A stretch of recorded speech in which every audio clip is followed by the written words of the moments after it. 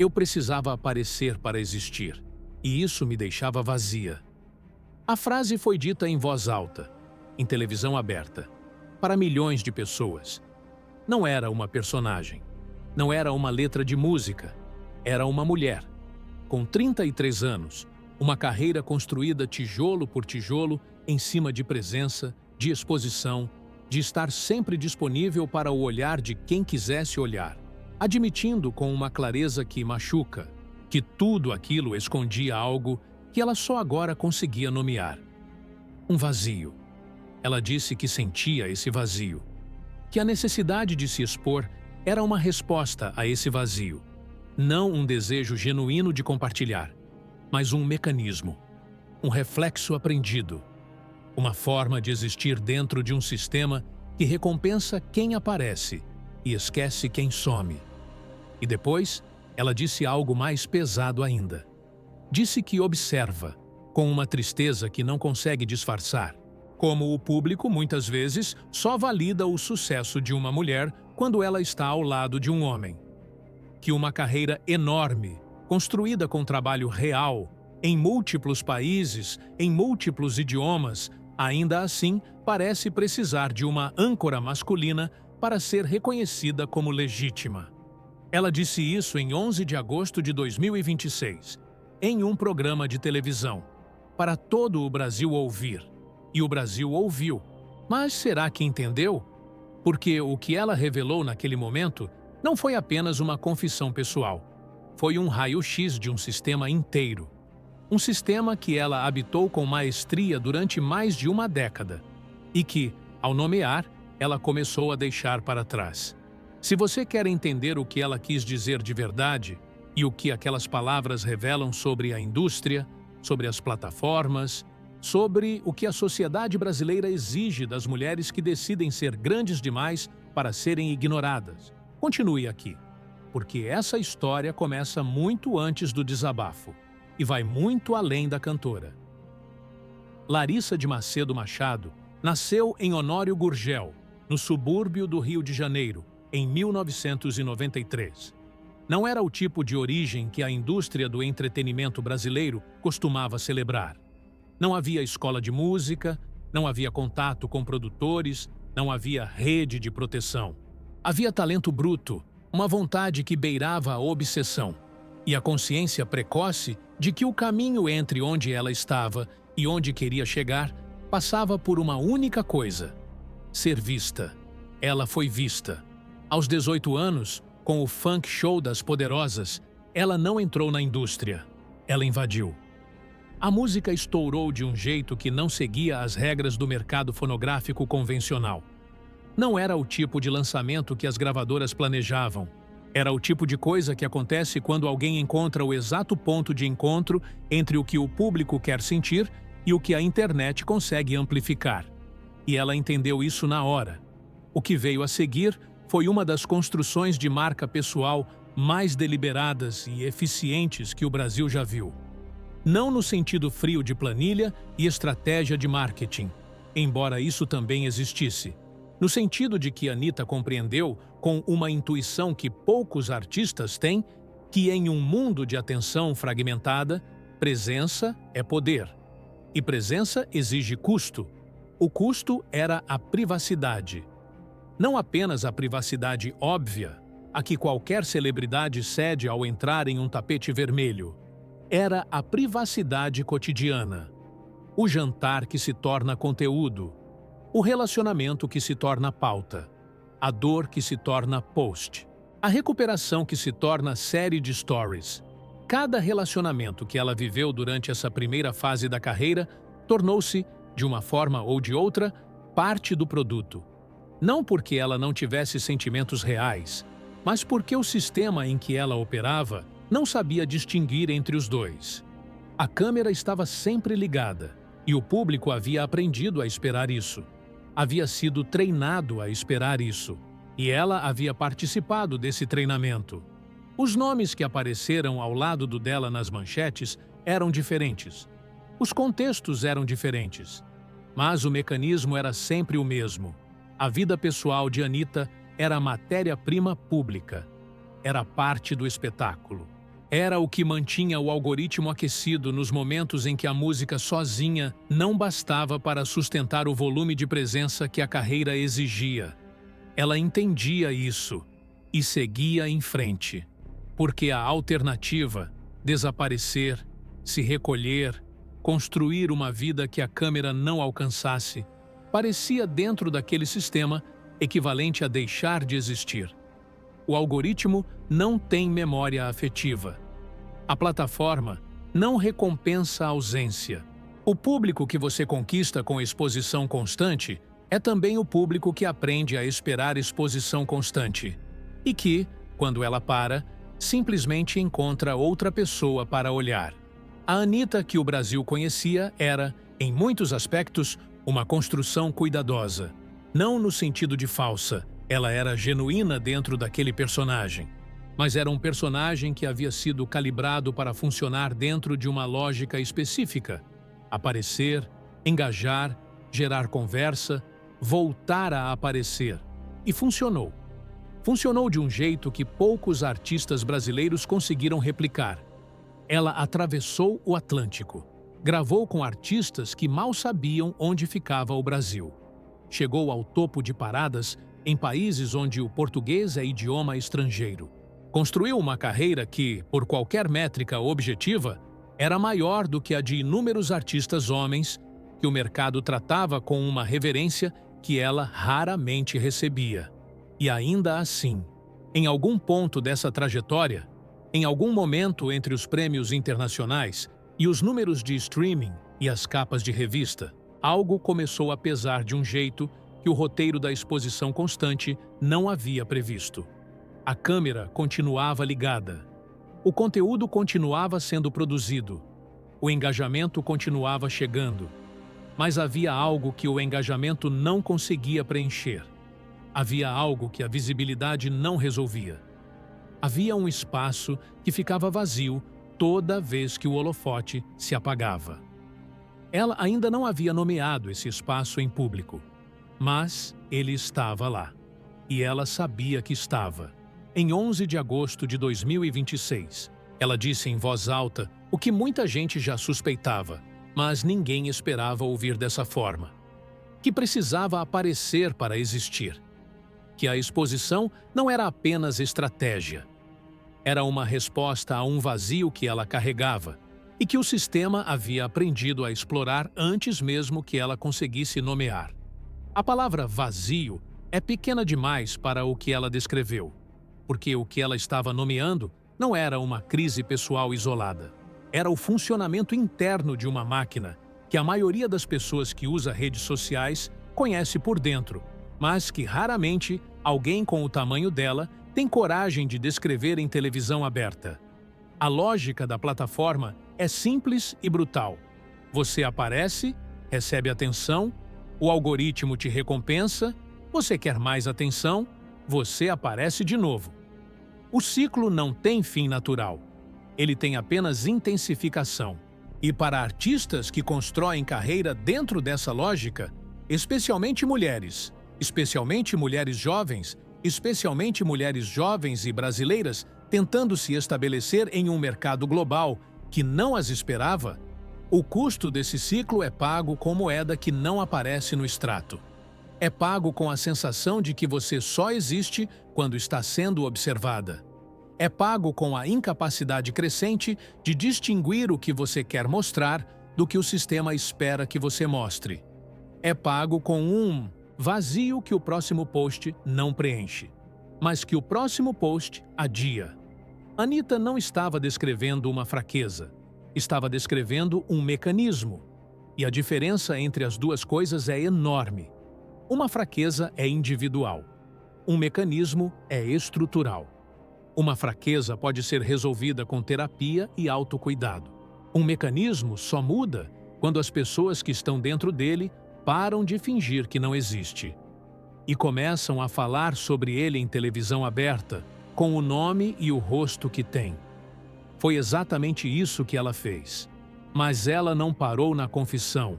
Ela disse que mudou drasticamente a forma como se relaciona, consigo mesma, com os outros, com a exposição que durante mais de uma década foi a linguagem principal da sua existência pública. E aqui está a coisa mais difícil de compreender para quem observa de fora. Mudar não é difícil, apenas quando ninguém está olhando. Mudar é exponencialmente mais difícil quando todo o seu histórico de comportamento está documentado, arquivado, disponível para qualquer pessoa com acesso à internet comparar com o que você está dizendo agora. Quando cada relacionamento anterior foi público, quando cada postura anterior foi registrada, quando a audiência que te acompanha foi construída, em parte, sobre a expectativa de continuidade, de que você vai continuar sendo a versão de você mesma que ela aprendeu a consumir. Mudar nessas condições não é apenas uma decisão pessoal, é um ato público. É quase um rompimento de contrato não escrito, e ela fez isso no mesmo palco onde o contrato havia sido estabelecido.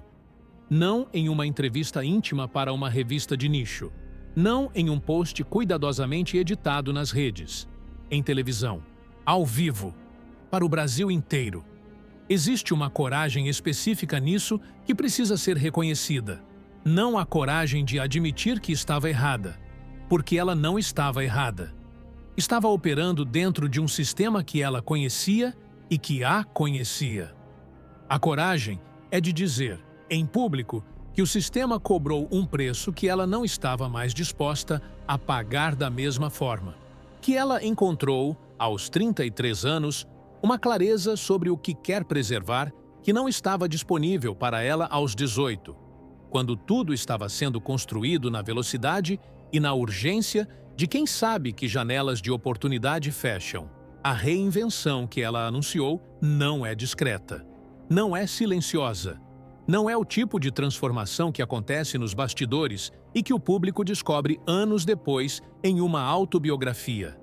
É uma reinvenção declarada, feita em público, por uma mulher que aprendeu que o público pode ser também um testemunho, não apenas uma audiência.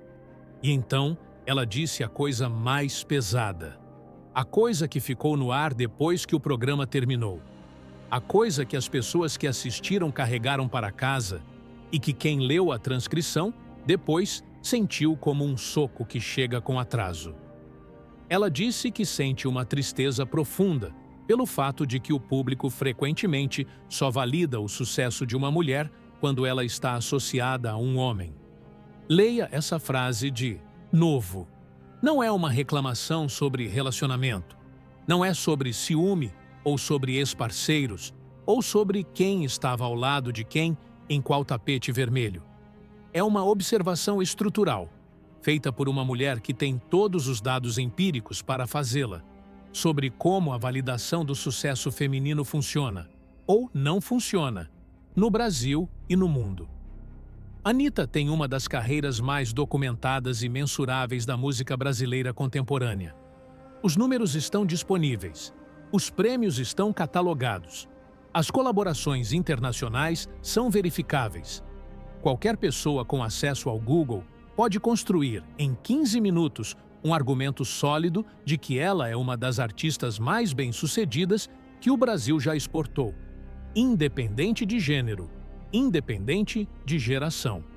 E ainda assim, ela observou, na própria pele, que o volume de atenção que sua carreira recebe oscila de acordo com variáveis que não têm nada a ver com a carreira, que a conversa sobre ela frequentemente não começa pela música, começa pela vida amorosa, que sua presença ao lado de um homem gera mais engajamento do que seus próprios lançamentos, que o público que ela conquistou, em parte, a processa primeiro como mulher em relação, e só depois como artista em construção.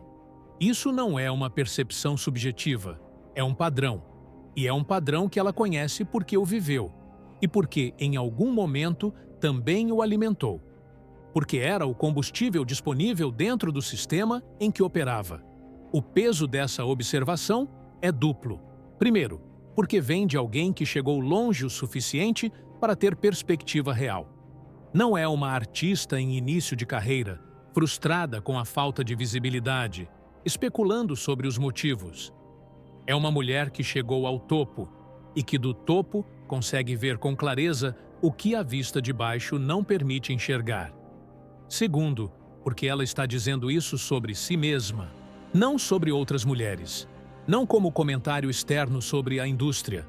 Ela está dizendo que esse mecanismo operou sobre ela, que ela, com toda a sua visibilidade, com toda a sua presença, com toda a sua carreira construída sobre décadas de trabalho, ainda assim sentiu que sua validação dependia de quem estava ao seu lado. Se isso acontece com ela, o que acontece com as que têm menos? Essa é a pergunta que o desabafo deixou no ar. Não como retórica, como dado. Anitta não inventou o sistema. Ela apenas o habitou com mais competência do que quase qualquer outra mulher da sua geração. E depois teve a clareza e a coragem de descrevê-lo em voz alta para milhões de pessoas que estavam dentro dele sem saber o nome do que sentiam. Esse é o ato central do que aconteceu em 11 de agosto de 2026. Não a confissão, a nomeação. Porque existe uma diferença enorme entre sentir um vazio e conseguir dizer, em televisão aberta, que o vazio existe e que o sistema que você habita foi construído para explorar esse vazio antes que você consiga fechá-lo. Uma coisa é privada, a outra é política. Uma coisa pertence à terapia, a outra pertence ao debate público, e é exatamente lá que ela colocou. O sistema que Anitta descreveu não é um acidente.